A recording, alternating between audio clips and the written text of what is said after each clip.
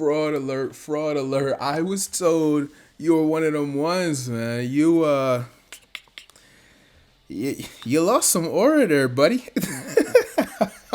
Nah, man, let me stop joking, man. Let's get into it. Yo, what's poppin', man? It is the Young King Hitman, all right? And today we have the Further Beyond podcast. Y'all know what's going on, all right? Y'all know what the vibes are. We got to talk about Daima's episode 10 titled Ocean. Now, this episode was actually much faster and much, I don't know if I would say explosive, but it had a lot more crammed into it than the last episode, right? The last episode was very lax, very laid back. I suppose after the Tamagami fight, that made a lot of sense, but we went from, not from Tamagami 3 to number 2, but we went from Tamagami 2 to number 1. Now, at the end of last episode, y'all already knew what happened. Ku was created. Now, there's a lot of controversy surrounding him because it gives off real, clone vibe, like knockoff Kid Buu vibes. He's a very he's not physically intimidating, right? So he's like a non-intimidating character.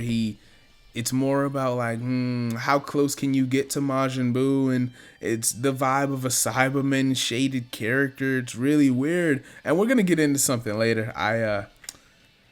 I don't even want to talk about it, but I did think I had a theory and the theory was wrong. It's all right. But back to Ku, Arinsu creates him with the help of that witch, and his first task after being created was do what?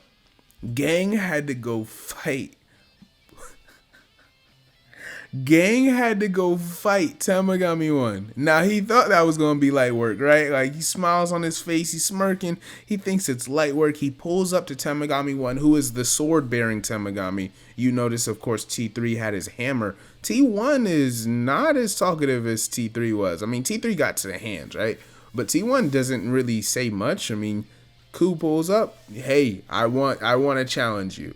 It's like, really? Like, you? And usually when, I don't know, the character being attacked is really overconfident, you would think like, oh no, he's gonna get packed up. Like, we're gonna prove a point here that Ku is really like that. And in classic Dragon Ball fashion, as I've said in so many episodes, Ku gets slammed. I mean, Ku, it's a no difficulty. It's a no diff, bro. Like, that's just crazy to me. Tamagami 1 is handling him. He's actually treating him like a child, like the child he technically is like. And that's really caught me off guard. And over the course of the fight, you see he's speed blitzing him, right? Not trying too hard. He's actually throwing Ku around. He is tanking whatever Ku throws at him. And it's really, I'd say the fight did a good job of, I wouldn't say the choreography was crazy or anything like that, right? But the fight did a good job of showing you Ku is not weak per se. It felt like the point was to prove that he has really zany, bizarre, I don't even know, type, like really weird moves and body language and attacks, but he's not weak per se. So like I think if it was somebody more down the scale, we would show, let's just say average, right? He would definitely slam, or at least he would beat them. But I think the point was to prove Tamagami 1 isn't a joke either. So you go through all this and you see Arinsu she's confident in Ku, and then eventually Ku bows out, right? Like, yeah, I ain't gonna front, I can't beat this guy. My fault, bro. Hey, my fault, big homie. Let me fall back real quick. All right, let me fall back. And he goes back to Arinsu, and he's like, yeah, we should probably, let's just dip. They pull off, they fly off. This is so funny to me. They're in the plane, and she doesn't say much, but you can tell she's clearly annoyed. Like, the big letdown for sure, man. You know that moment, man. And so she's like, I'm just disappointed in you. He goes, well, I'm good at like doing other things. I'm good at like singing. I mean, I'm good. You see his like body language when he fights. It's almost like he's dancing like a childish, a kid doesn't have much body coordination, right? And he has like bad coordination, but like I said, his attacks seem like they would have hurt normal people. Like, there's damage around the arena, right? His body's durable the way he's getting slammed by T1. He's not like a Hercule type, he's durable. He walked out without real scratches, right? And it just happens to be that he can't mess. So he's gonna get stronger for sure. He can't mess with Tamagami 1. It's really interesting that they chose that route. You know, I was waiting to see. All I asked, and I like that they did this. I'm so happy. All I really asked was, please don't have him off screen Tamagami 1. Last episode, when we found out that was his task, I'm like, bro, if you off screen one of the Tamagami, it's gonna make Tamagami 2 look like a joke. Even though I thought we'd see 2 before we saw. I thought there was a chance we'd see 2 before we saw 1, but they completely skipped over 2 and told him go after 1, right? And you would think, oh, if they do that, they off screen him, you know, Ku's gonna look really, he's gonna sound really strong, but we'll have no proof. We'll have no Tamagami animations. We won't know what he was capable of. And they didn't, that wasn't the route we chose at all, bro. They completely dragged Ku. And this is really interesting.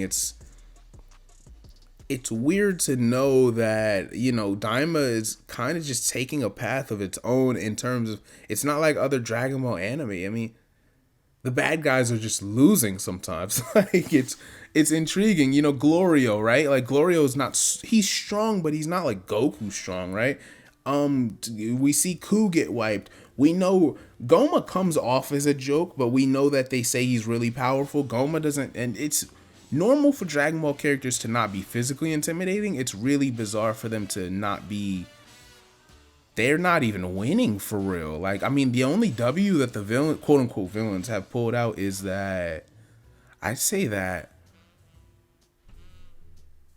I mean, Goma's wish? Is that it? Is that all we have so far? I mean, it's really crazy to think about. So let me know how you guys feel about Ku so far. Of course, I still like his design. I still like his personality is a lot. When you saw him smirk last episode, he kind of struck me as like a real serious character, and we see he's the opposite. One thing Greg said, he was exactly right. He asked me, did I think that Ku being clearly more sentient, or I guess more down to earth, you know, having the IQ, you know, the composure that Kid Buu and oftentimes, you know, like Pure Evil Buu or even Fat Buu just did not have at any level, do you think that was going to be his downfall? And my answer was, I think it'll be part of his character. I can't remember exactly what I said, but he called it exactly. And you see, it's like he's trying to, it's almost like